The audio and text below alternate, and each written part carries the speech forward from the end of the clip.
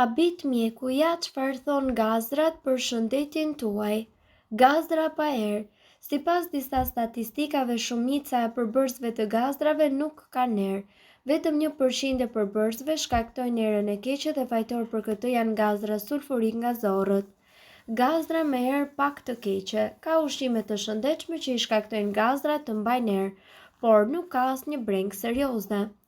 Gazra me erë shumë të keqe. Këtu duhet të brengoseni pakës dhe jo vetëm në jetën shoqërore, por edhe në shëndet. Gazrat me erë shumë të keqe mund të jenë shenjë e ndonjë problemi serioz shëndetësor.